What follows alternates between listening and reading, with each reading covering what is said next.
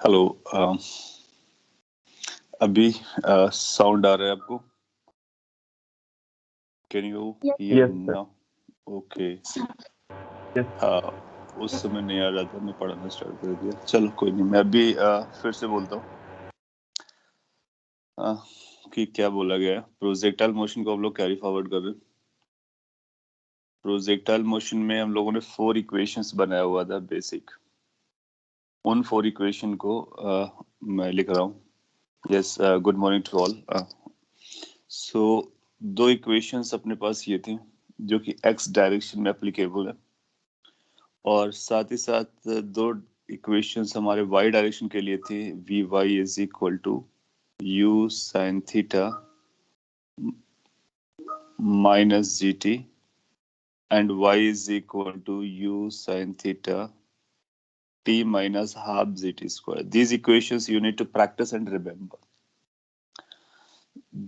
This first one is for x component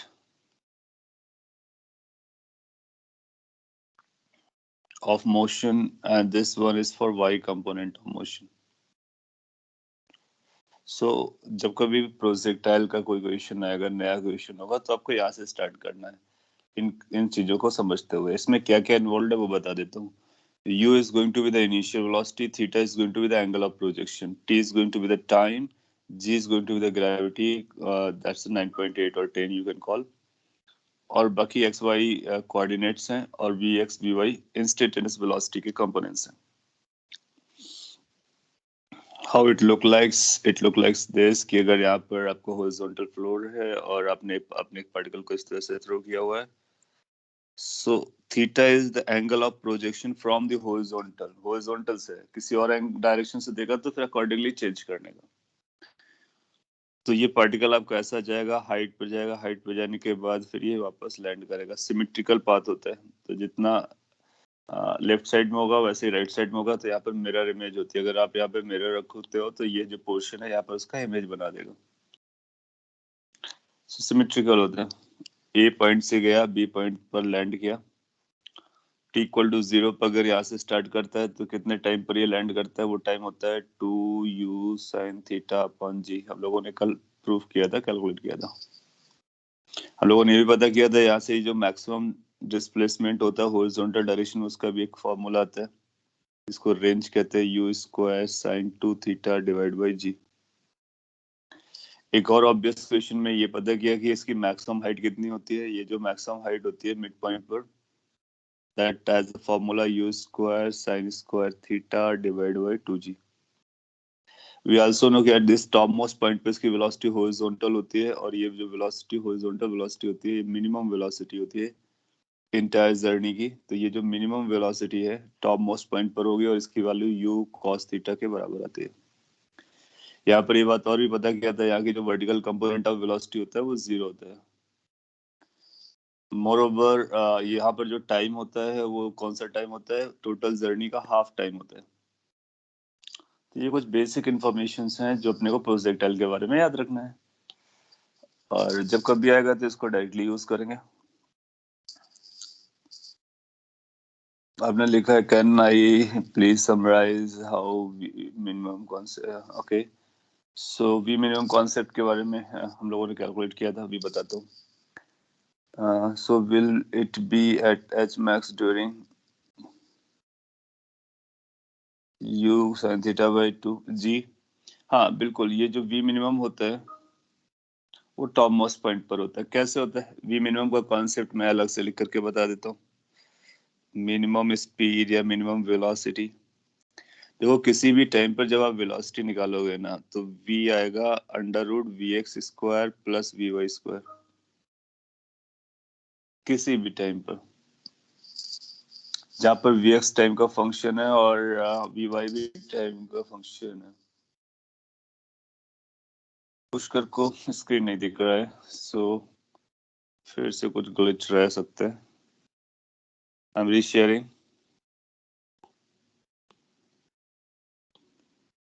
और reshare के बाद भी अगर नहीं दिखता है then you also need to rejoin.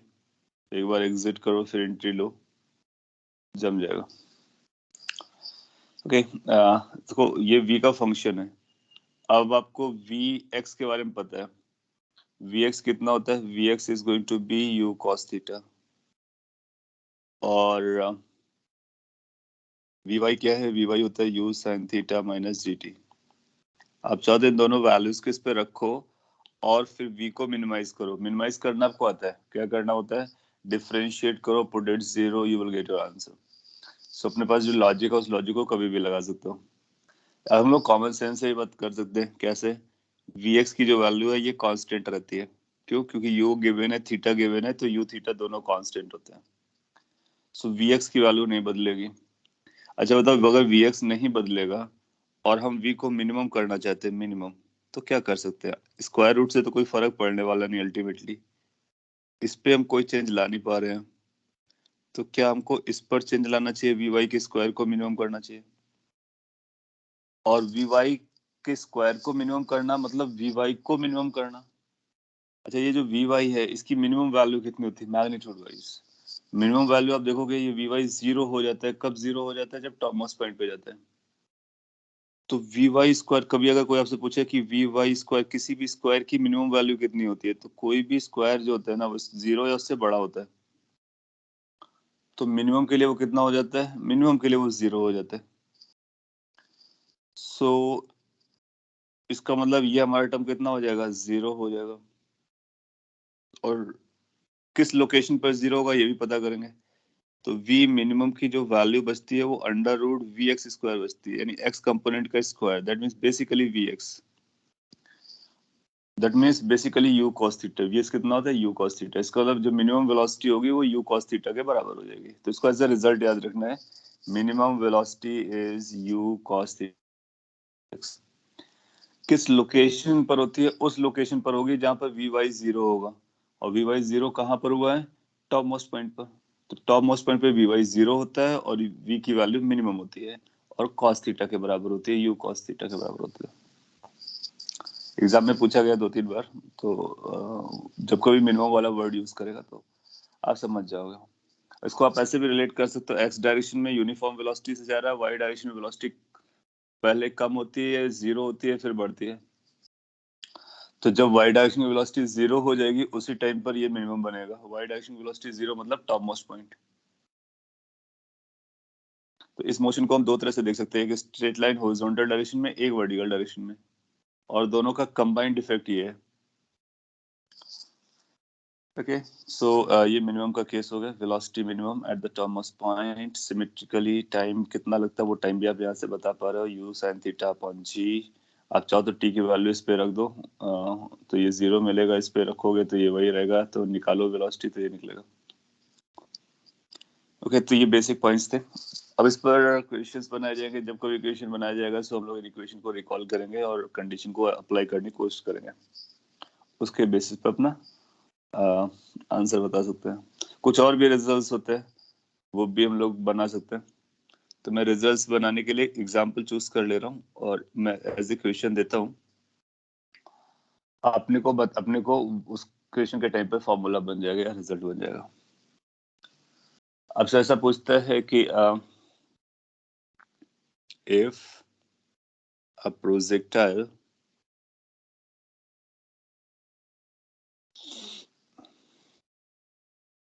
has range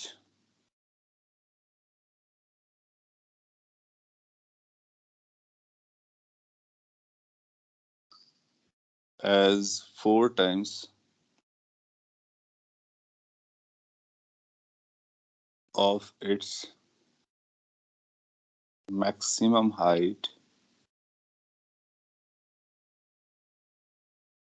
then find angle of projection. So basically question है जिसमें आपको u और थीटा ना दे करके रेंज और हाइट के बारे में बोल दिया गया है। सो इट सेज कि अगर एक ऐसा प्रोजेक्टाइल है जिसकी रेंज उसकी मैक्सिमम हाइट की 4 टाइम्स है, so what would have been the angle of projection. आपके पास फॉर्मूला है, आप जल्दी से सॉल्व करें और आंसर बताने की कोशिश करें, फिर हम लोग उससे एक और रिलेशन निकाल लेंगे, उसको याद रख लेंगे। फ्यूचर में काम आएगा।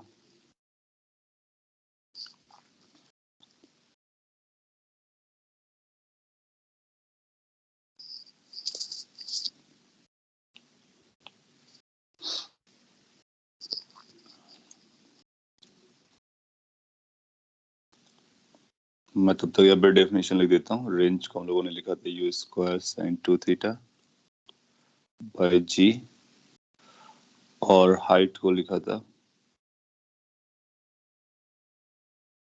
You square sine square theta upon 2g।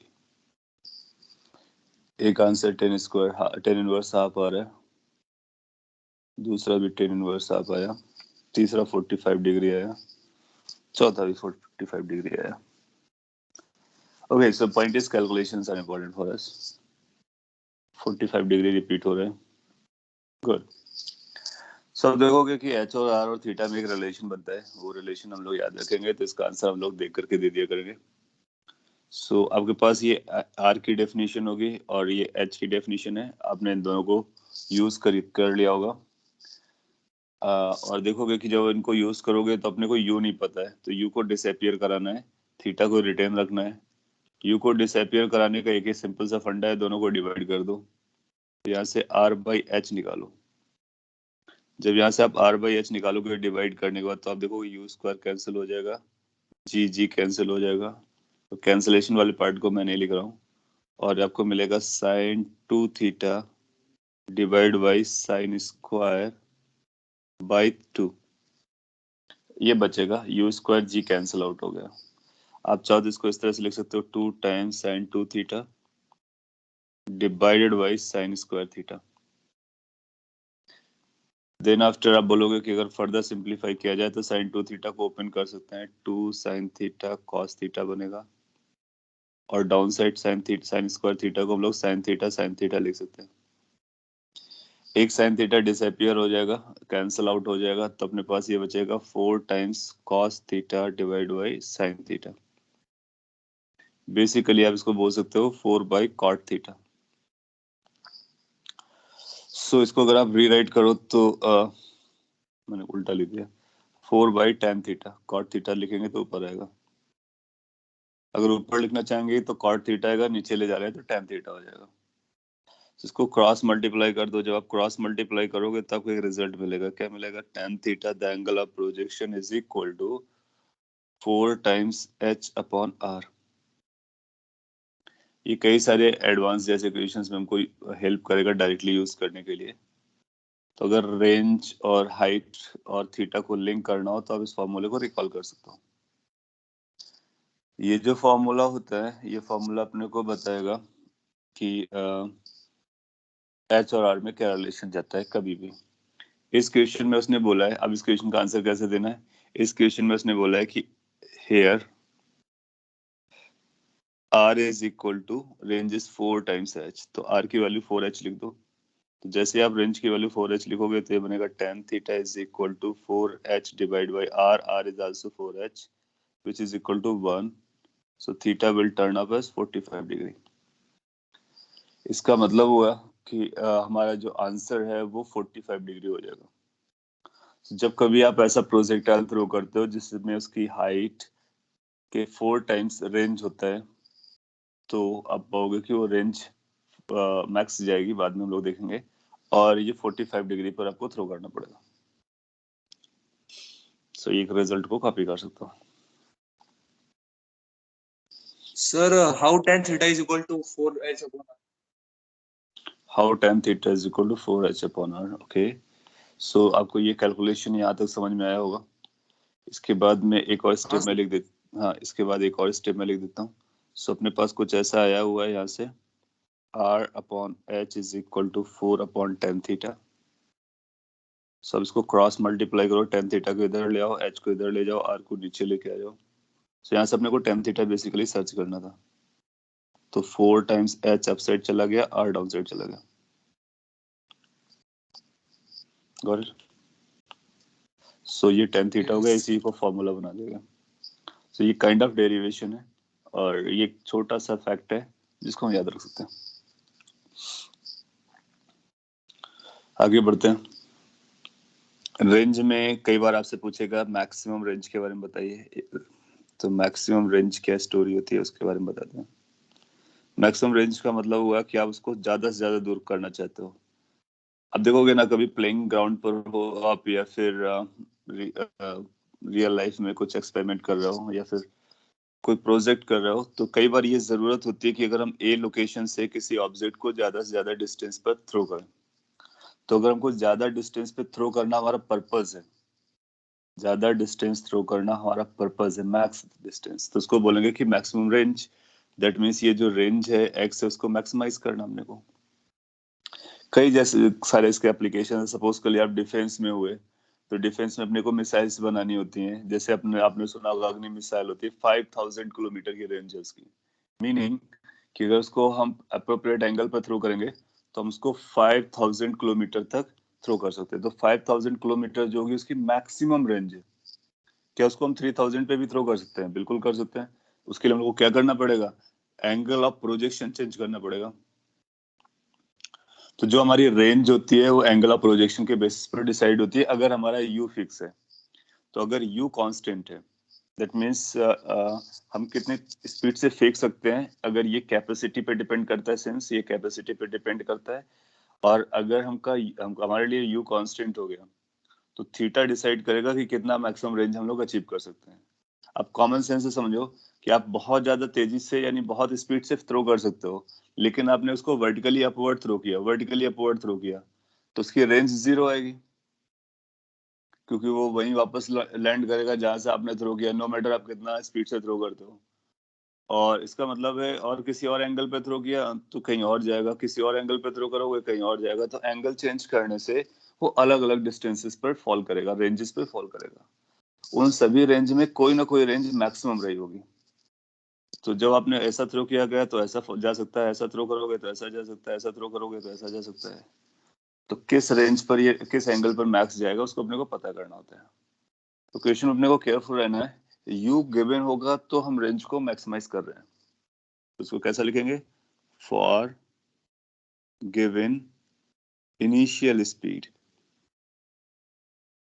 इसका मतलब है u इज कांस्टेंट। अब थीटा को चेंज करना है अपने को, u को कांस्टेंट रख के थीटा को चेंज करना है। For given initial speed, maximum range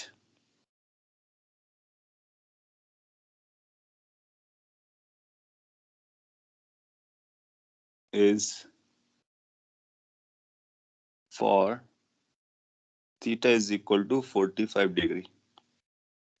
so ये रिजल्ट मैंने डायरेक्टली लिख दिया है। अगर आप मैक्सिमम रेंज निकालना चाहते हो फॉर गिवन इनिशियल वेलोसिटी और स्पीड, तो theta must be equal to 45 degree. अब लॉजिक से भी देख सकते हो, क्योंकि जो पाथ बनता है वो सिमेट्रिकल बनता है। जीरो पे थ्रो करेंगे तो इमीडिएटली वहीं गिर जाएगा जहां से आपने स्टार्ट किया है, और 90 पे करोगे तब भी वहीं पे फॉल करेगा। तो बीच पे कहीं करना चाहिए। प्रूफ कैसे कर सकते हैं? तो कई बार आपसे कोई प्रूफ पूछ सकता है, तो आप बोलोगे आर आपके पास है, आर की वैल्यू कितना है? U square sine 2 theta divide by जी।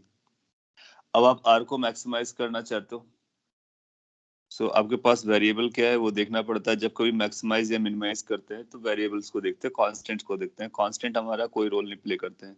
तो यू स्क्वायर बाई जी जो है ये कांस्टेंट रहेगा, तो इस पर कोई फर्क नहीं पड़ेगा। जो फर्क डालेगा वो साइन 2 थीटा डालेगा। तो अब चाहेंगे साइन 2 थीटा को मैक्सिमाइज करना। मैंने यू को बाहर रखा है, क्यों? क्योंकि यू कांस्टेंट है।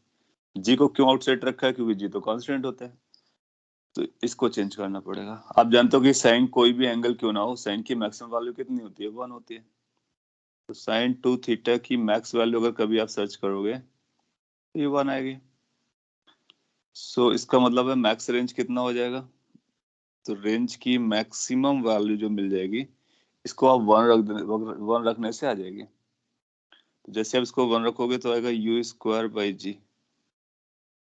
सो आपको ये भी पता चल गया मैक्सिमम रेंज कितना होता है। तो maximum range u square by g होता है। ओके, किस एंगल पर होता है वो एंगल भी पता कर सकते हैं। यहाँ पर आप देखोगे कि उस एंगल को निकालने के लिए हम बोलेंगे कि साइन 2 थीटा की वैल्यू 1 होना चाहिए, दैट मीन्स 2 थीटा की वैल्यू 90 डिग्री होनी चाहिए, π/2। इसका मतलब थीटा कितना होना चाहिए, π/4 होना चाहिए, दैट मीन्स 45 डिग्री होना चाहिए। So π/4 radian or 45 degree, that is the result. So whenever you want it to be max range, you can do this. क्या बता सकते हो कि मैक्सिमम हाइट को मैक्सिमाइज करने के लिए किस एंगल पे थ्रो करना चाहिए?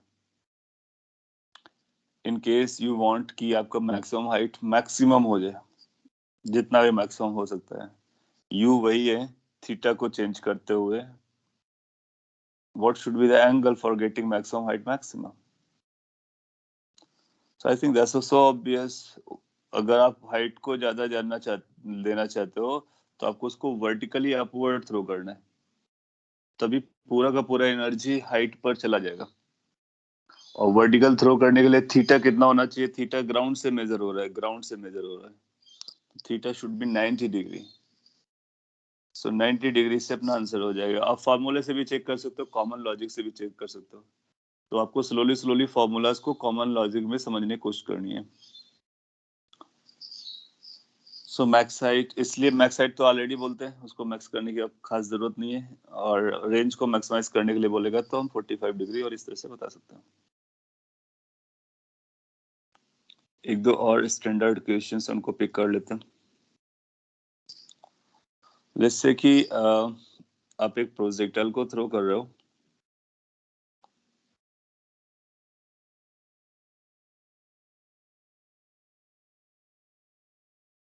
और आपने उसको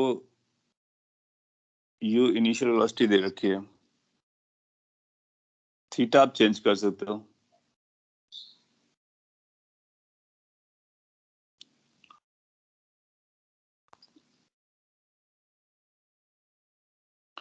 और ये ए पॉइंट से लैंड करके बी पॉइंट तक लैंड करता है, ए से बी।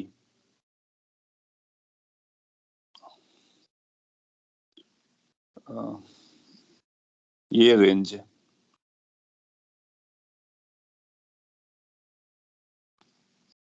तो अपने को रेंज गिवन है और यू गिवन है।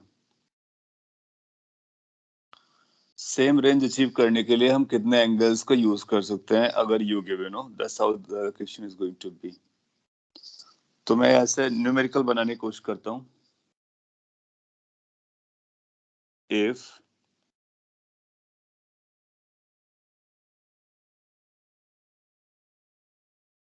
range remains same for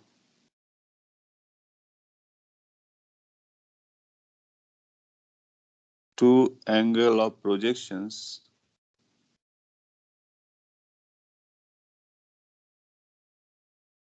for given u, then find another angle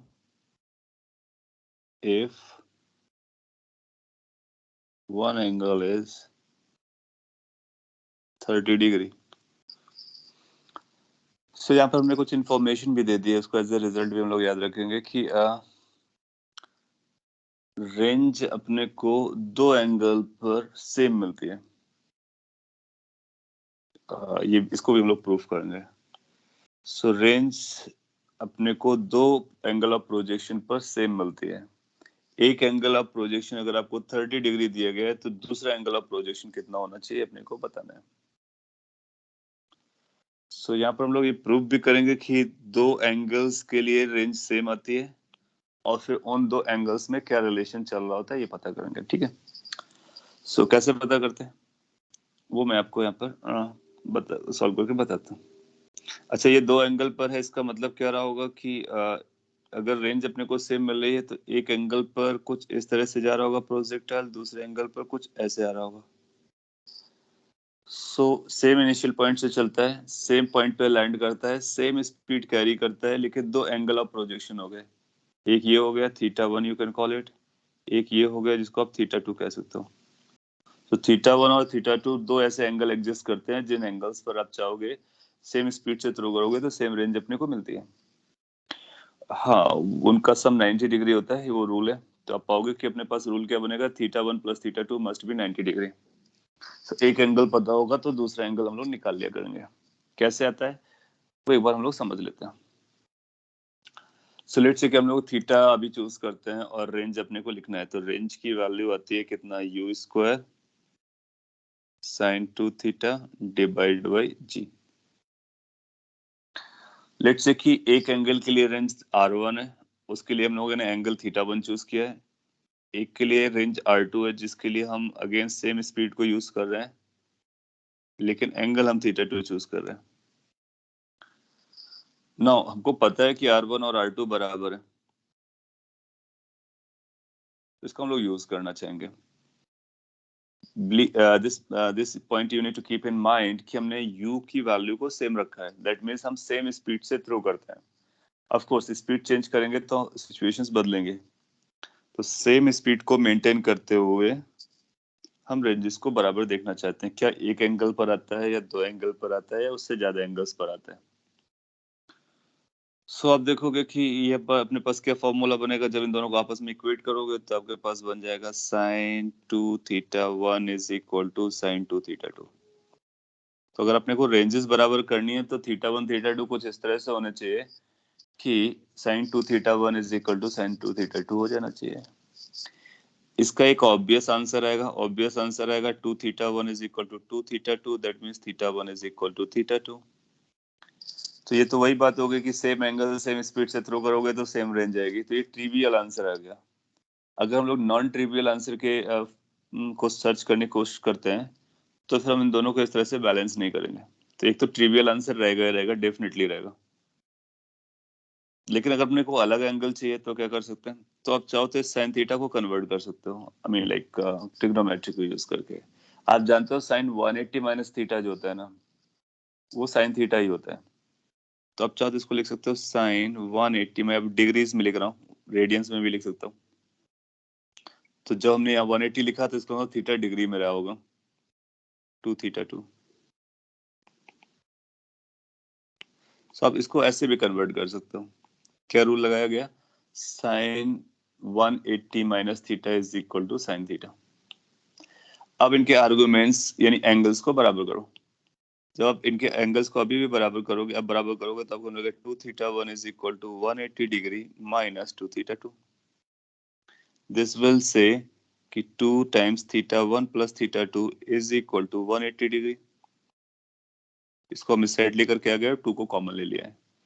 that gives us a result कि थीटा 1 प्लस थीटा 2 इस तरह से रहता है कि उन दोनों का सम 90 डिग्री आता है। तो जब कभी आप रेंज को इक्वेट कराओगे सो अपने को दो एंगल्स ऐसे मिलेंगे जिस पर सेम रेंज सेम स्पीड के लिए अचीव की जा सकती है। और वो एंगल्स अगर एक थीटा है तो दूसरा 90 माइनस थीटा होता है। So if one angle is theta, another has to be 90 minus theta. अब इस केस में आपको एक एंगल सॉल्व करने के लिए अपने को क्या दिया गया, थीटा 1 लेट से आपको 30 डिग्री दे दिया गया, तो थीटा 2 कितना आ जाएगा, थीटा 2 आ जाएगा 90 minus theta 1। 90 degree minus 30 degree that is equal to 60 degree. तो अब इसको ऐसे रिजल्ट याद रखोगे, जब कभी सिचुएशन आएगी तो डायरेक्ट आंसर करोगे कि सेम रेंज अचीव करने के लिए दो एंगल्स हमारे पास एग्जिस्ट करते हैं। क्या दोनों केस में सेम हाइट आएगी, नहीं। एक केस में ज्यादा हाइट आएगी, एक केस में कम मैक्सिमम हाइट आएगी। जो एंगल बड़ा होता है उसका हाइट ज्यादा होता है, एज सिंपल एज एनीथिंग।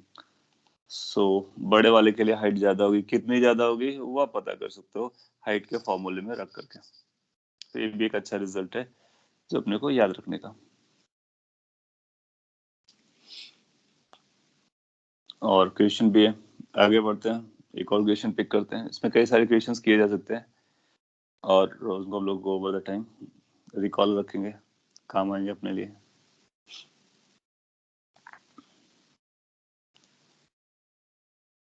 अगला क्वेश्चन कुछ ऐसे बताया जा रहा है, हाँ इट सेज लाइक कि अगर हमने एक प्रोजेक्टाइल को थ्रो किया तो एक पिक्चर ड्रॉ करते हैं, वहां से रिलेट करना आपके लिए आसान रहेगा। क्वेश्चन को कम से कम वर्ड्स में लिखा जा सकता है। इसको अपने u वेलोसिटी से थ्रो किया है और थीटा एंगल से थ्रो किया है, तो u और थीटा अपने को पता है। ये इस तरह से ऊपर जाएगा, ऊपर जाने के बाद ये नीचे आएगा, सिमेट्रिकली चलता है, ये आपको पता है। So this start from A, lands at B.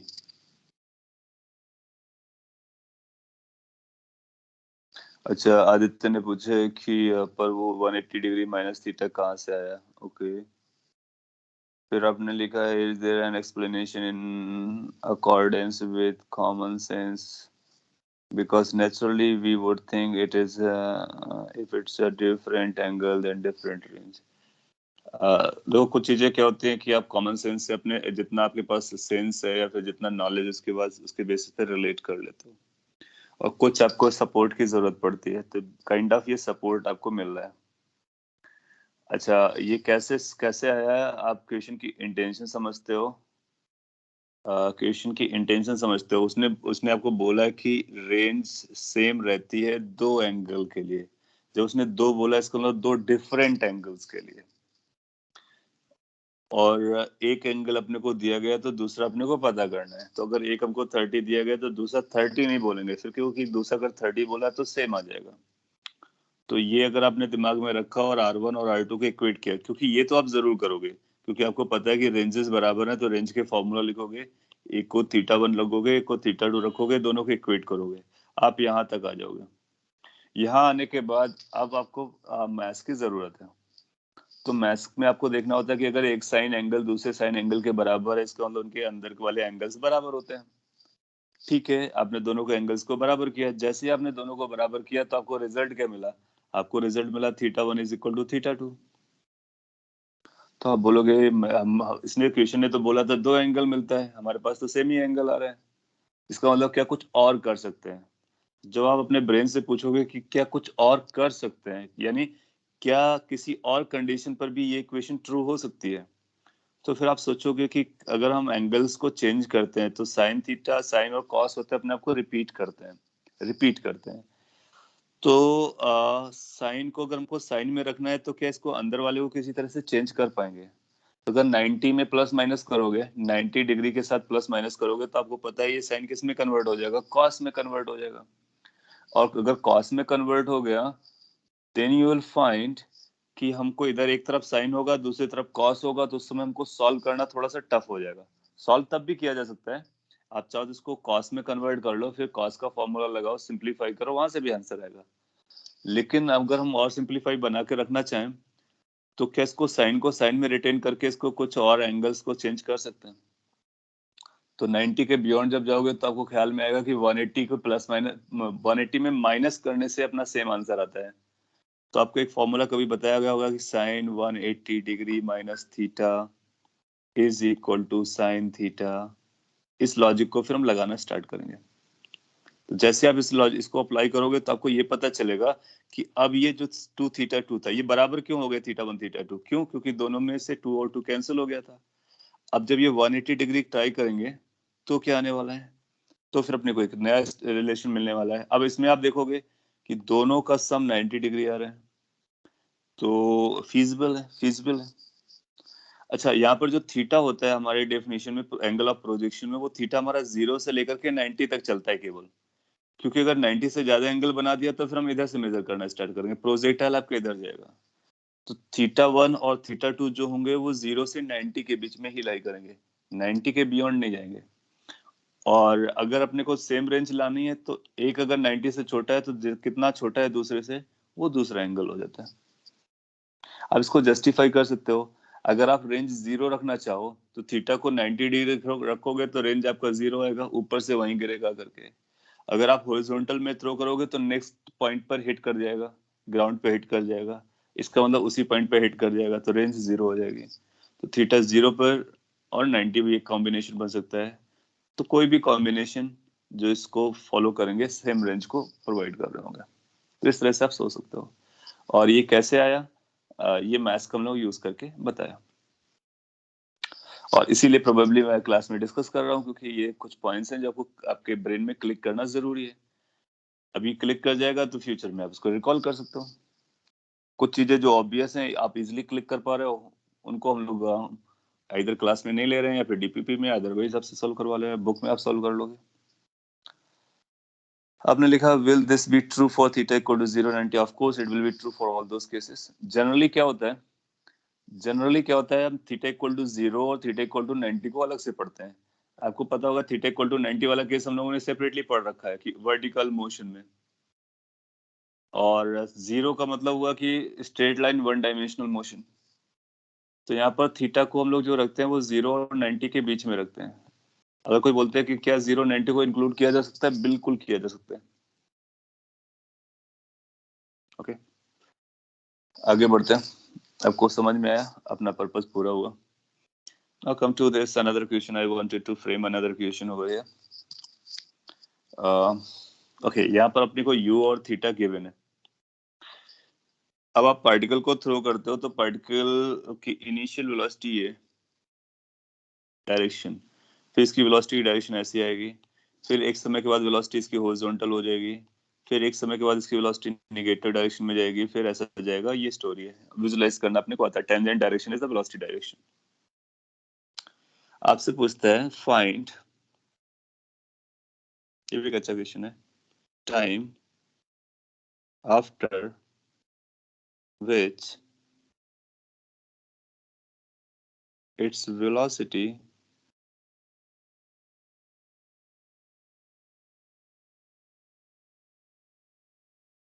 becomes perpendicular to its initial velocity.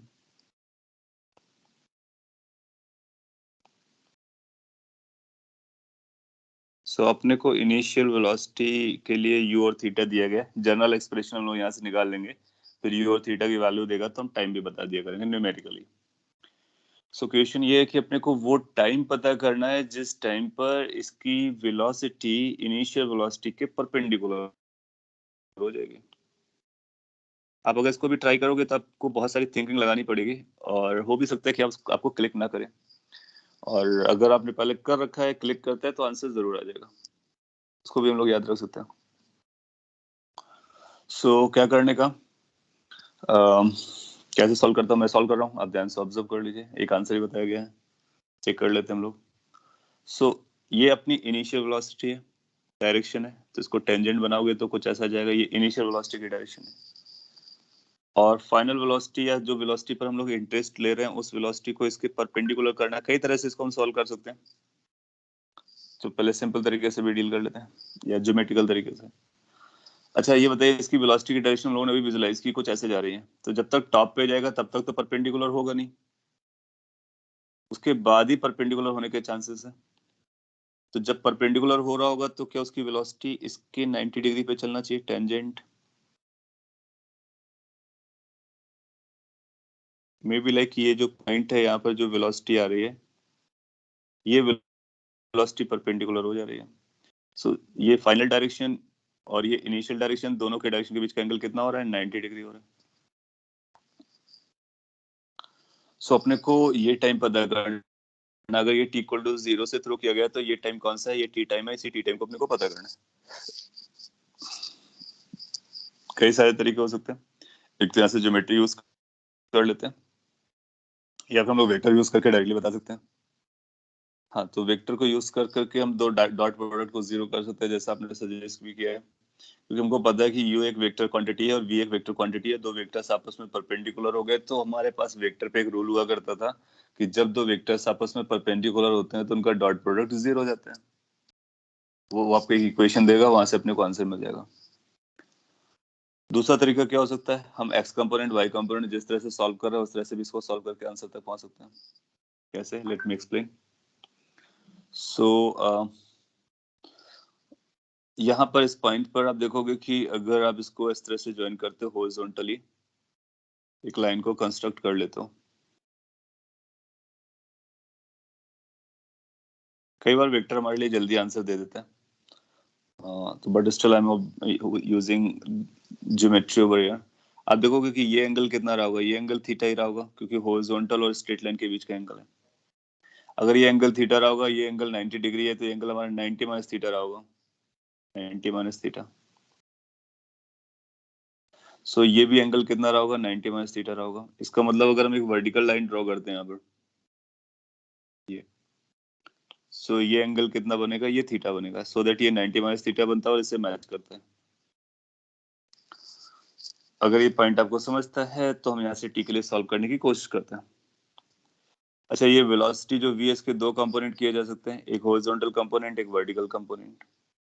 ये जो कंपोनेंट आएगा, this will be v sine theta. अपने को वी नहीं पता करना है, अपने को टी पता करना है। अच्छा, ये जो वेलोसिटी का कंपोनेंट आएगा, that will be v cos theta. और इसके बाद अपने को टी से रिलेट करने की कोशिश करनी है। अच्छा, हम लोग ये भी जानते हैं कि ये जो वेलोसिटी है, हॉरिजॉन्टल कंपोनेंट, अगर आप ध्यान से ऑब्जर्व करो तो ये जो हॉरिजॉन्टल कंपोनेंट है v sin थीटा, ये vx है, हॉरिजॉन्टल कंपोनेंट। हम लोग जानते हैं horizontal component u cos theta के बराबर रहता है। फर्स्ट इक्वेशन मैंने लगा दिया, vx is equal to u cos theta. So यहाँ से अपने को v की वैल्यू पता चल जा रही है। एक बार v की वैल्यू पता चल गया तो अब हम ये u v sin थीटा के लिए वर्टिकल कंपोनेंट वाली लगा देते हैं। सो पहली इक्वेशन थी vx is equal to u cos theta, इसको लगाया गया, उसके बेसिस पर ये आंसर आया। अब हम ये लगाएंगे v y is equal to u sine theta minus g T.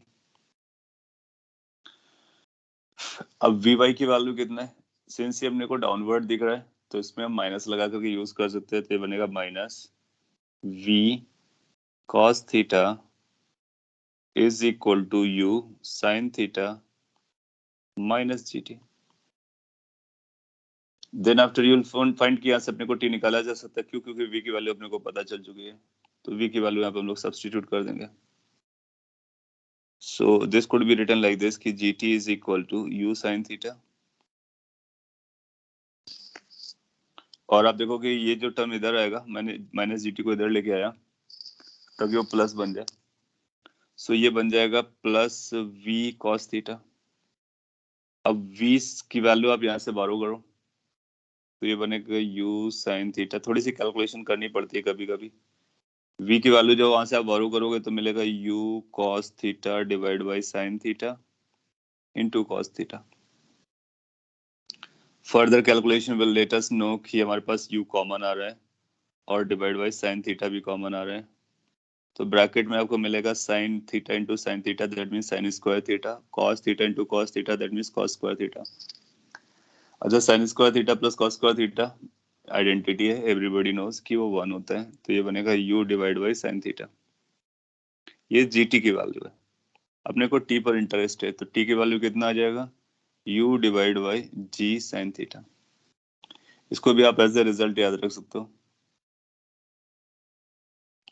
So that will become your expression for time when the velocity becomes perpendicular.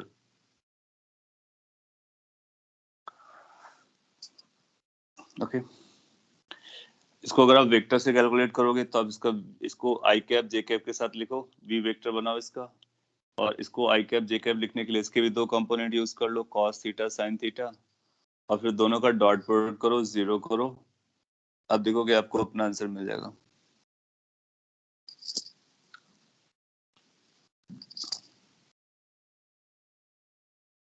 Step 4 के आगे अपने को समराइज करना है। ठीक है, मैं बोलता फर्स्ट इक्वेशन यहाँ पे लगाया, सेकेंड इक्वेशन यहाँ पे लगाया। अगर आप ये दो इक्वेशन लगाना लर्न कर गए, इसका मतलब है कि हमको आइडिया लगा कैसे करना है। इसके बाद ये पूरा कैलकुलेशन है। नाउ क्या किया मैंने, इस इक्वेशन को रीराइट किया, इसको हमने जीटी को अलग निकाला। यहाँ से अलग निकालने के लिए आपके पास कई तरीके हैं, या तो इसको -1 से मल्टीप्लाई कर दो और इसको वापस ले आओ, या फिर आप ऐसा करो कि इसको ट्रांसफर करो राइट लेफ्ट हैंड साइड में और इसको ट्रांसफर करो राइट हैंड साइड में। तो जीटी जब लेफ्ट हैंड साइड में आएगा तो प्लस का हो जाएगा, और ये यू साइन थीटा ऐसा रहा, और ये प्लस का वी कॉस थीटा हो गया। सो इस इक्वेशन से इस इक्वेशन तक हम पहुंच गए। इसके बाद क्या किया, यू साइन थीटा, थीटा तो अपने को पता है, अननोन क्या है हमारे पास, वी, वी को एलिमिनेट करने का पर्पज चल रहा है, तो यू साइन थीटा को ऐसा रखा, और ये जो इक्वेशन थी, इस इक्वेशन से मैंने v को बारो किया। v कितना है, u cos theta upon sine theta, और इस v की वैल्यू को हमने यहाँ पे सब्स्टिट्यूट किया, तो ये बन जाएगा। तो ये बनेगा u cos theta upon sine theta, और एक cos थीटा सर्वाइव कर रहा था तो उसको रखा। फिर इसके बाद में क्या किया, u बाई साइन थीटा, यानी डिनोमिनेटर को बैलेंस किया साइन थीटा से, तो यहाँ साइन थीटा से मल्टीप्लाई करोगे तो साइन स्क्वायर थीटा हो जाएगा, cos theta cos theta cos square theta हो जाएगा। ये एक ऑब्वियस स्टोरी है, तो ये बन जाएगा। इसके बाद ये हो जाएगा vector method. Okay, you want to see vector method? Good. So we can have a vector method in one line. So दूसरा मेथड से भी यहाँ पे सॉल्व कर लेते हैं, और यू विल फाइंड कि वेक्टर हमारे लिए कई बार बहुत अप्रोप्रिएट होता है और उस पर ज्यादा एफर्ट दे सकते हैं। ये मैंने इसलिए बताया क्योंकि आपको ये भी पता होना चाहिए। सो देखो क्या होगा कि इनिशियल वेलोसिटी क्या अपने को पता है, इनिशियल वेलोसिटी यस पता है कितना, u cos theta i cap direction का होता है, u sin theta j cap direction का होता है। इसके बाद वेलोसिटी किसी भी इंस्टेंट ऑफ टाइम पर, अगर आप किसी इंस्टेंट ऑफ टाइम पर वेलोसिटी लिखते हो तो उस पर दो कंपोनेंट होते हैं। कौन कौन से कंपोनेंट होते हैं, एक vx कंपोनेंट होता है और दूसरा vy कंपोनेंट होता है। अब चाहे वेक्टर मेथड यूज करो या कॉमन सेंस मेथड यूज करो, दोनों में आपको डेफिनेशंस तो यूज करनी पड़ेंगी। कौन सी डेफिनेशन, जो इक्वेशंस हम लोगों ने बनाई है। अब आप क्या करो, यहाँ से vx को बारो करो, यहाँ से vy को बारो करो, और दोनों को यहाँ पे रख दो। इसके लिए अपने को फिगर भी बनाने की कोई जरूरत नहीं है, सो फिगर का हम बिल्कुल यूज नहीं कर रहे हैं। अच्छा, अगर v को परपेंडिकुलर, अब आप लिखोगे कि if v is perpendicular to u, that implies then we will claim कि v dot u must be 0, क्योंकि डॉट प्रोडक्ट दो वेक्टर्स का 0 होना चाहिए। जब हम इसको 0 करने के लिए चलेंगे तो अपने को पता चलेगा i कोएफिशिएंट आपस में मल्टीप्लाई करते हैं, तो vx u cos थीटा और plus vy u sin theta, ये जो प्रोडक्ट है ये 0 हो जाना चाहिए। Do we know Vx? Yes, of course we know Vx. How much Vx is u cos theta? तो यहाँ पे रख देते हैं, तो ये बनेगा u square cos square theta, क्योंकि ये भी u cos थीटा है, ये भी u cos थीटा है। आप पाओगे अल्टीमेटली वही इक्वेशन बनेगी जो हम लोगों ने यहाँ पे निकाली थी। vy की वैल्यू रखते हैं, vy की वैल्यू है u sin theta minus gt, और इसको मल्टीप्लाई करना अपने को किससे, u sin थीटा से। थोड़ा स्पेस निकाल देते हैं। सो इसको आपको मल्टीप्लाई करना है u sin थीटा से, ये पूरा 0 जा रहा है। ओपन करते हैं तो ये बनेगा u square cos square theta plus u square sin square theta. जब ये मल्टीप्लाई होगा तो स्क्वायर बनाएगा minus u sin theta gt, इसकी वैल्यू 0 आ रही है। आप देखोगे यहाँ से u स्क्वायर कॉमन होकर के cos square plus sin square theta मिलकर के u स्क्वायर बना देगा, तो u square minus u sin theta gt की वैल्यू कितनी हो रही है, 0। एक u कैंसिल कर लो तो अपने को मिल जा रहा है कि sin theta gt is equal to u। So यहाँ से t मिल जा रहा है, so the t is coming as u divided by g sin theta, same expression. तो वेक्टर में आप डॉट प्रोडक्ट को परफॉर्म करके भी इसको पता कर सकते हो। अंडरस्टूड?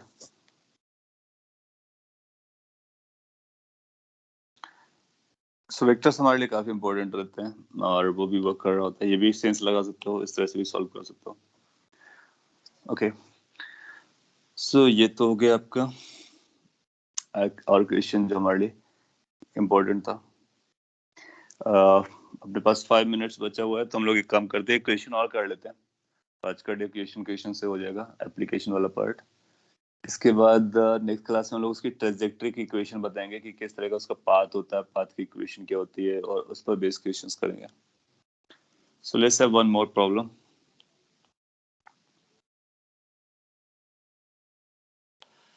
आपसे ऐसा बोलता है कि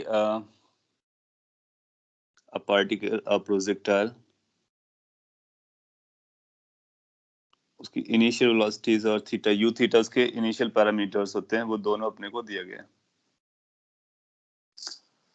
सो इट सेज कि प्रोजेक्टाइल जिसका इनिशियल वेलोसिटी स्पीड u है और एंगल अपने को थीटा दिया गया है,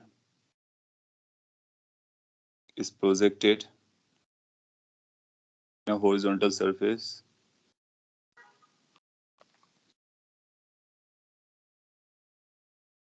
ये हॉरिजॉन्टल सरफेस इसलिए यूज करने की होती है क्योंकि अगर किसी बिल्डिंग से आप थ्रो कर रहे हो तो एक दूसरी कहानी होती है. So is projected in a horizontal surface. अपने को पता करना है फाइंड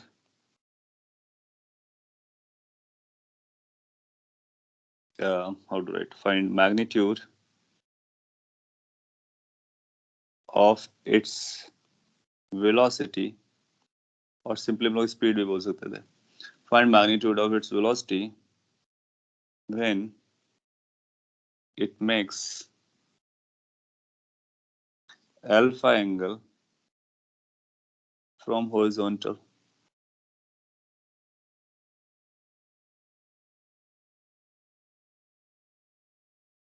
ऐसे भी एक क्वेश्चन है, आप लोगों ने किया भी होगा और अगर नहीं किया तो आपको करना है. और एक अच्छा क्वेश्चन है, सिंपल क्वेश्चन है. तो अगर आपने जो लर्न किया तो अगर इसको अप्लाई कर पाओगे then you will find it's going to be quite easy. बस कनेक्ट करना है. सबको यू और थीटा दिया गया और एंगल अल्फा दिया गया और अपने को ये पता करना है कि उस समय इसकी स्पीड क्या होगी या वेलोसिटी क्या होगी. ऑफ कोर्स आपको ध्यान देना है सॉल्व करने में, फालतू चीजों पे नहीं. And you will start by drawing a picture. Let's say like this, u and theta. Path कुछ ऐसा जाएगा प्रोजेक्टाइल. ये पैराबोला पाथ है, ए से जाता है बी पे लैंड करता है. कभी ना कभी इसके लेट्स से कि इस मोमेंट पर ये वेलोसिटी है v, इसी को अपने को पता करना है. तो हॉरिजॉन्टल से कितना एंगल बना रहा है, तो इसने बताया कि हॉरिजॉन्टल से कुछ एंगल बनाता है. What that angle is we can find it out. So that angle is theta.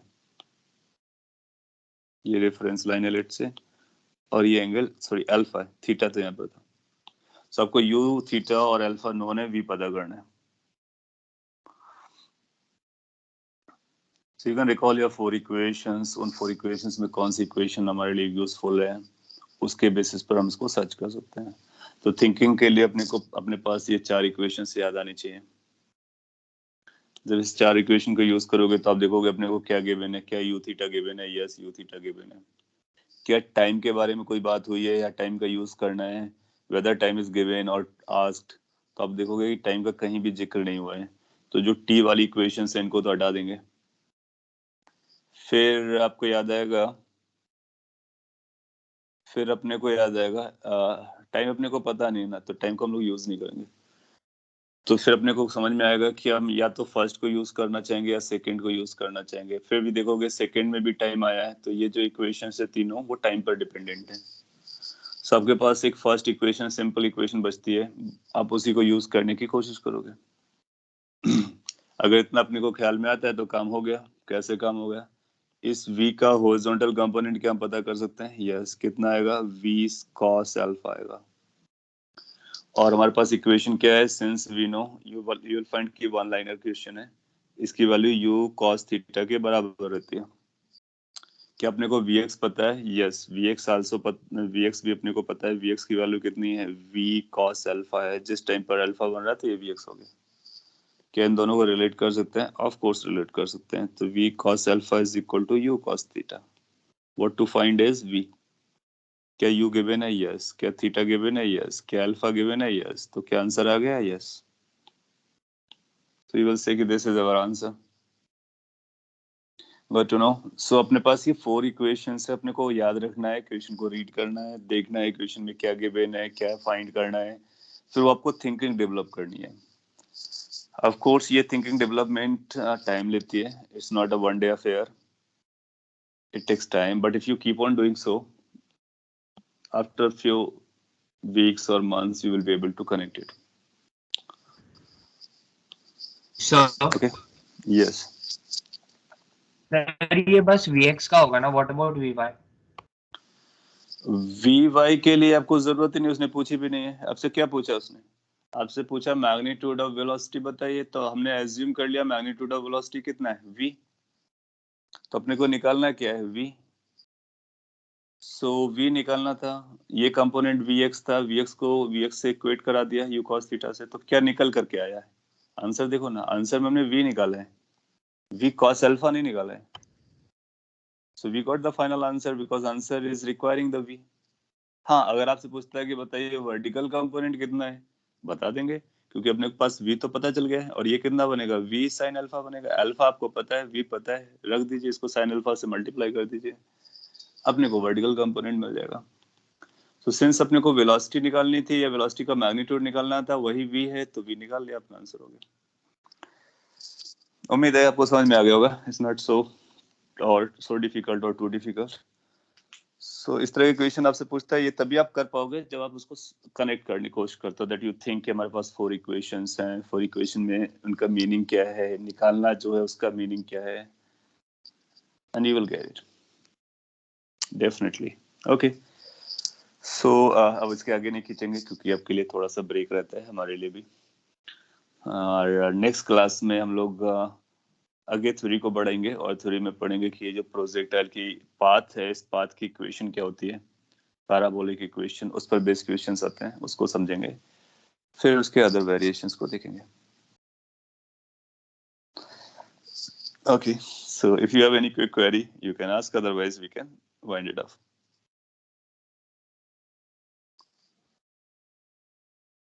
Okay, if there's nothing, see you tomorrow. Have a great time. Thank you, guys.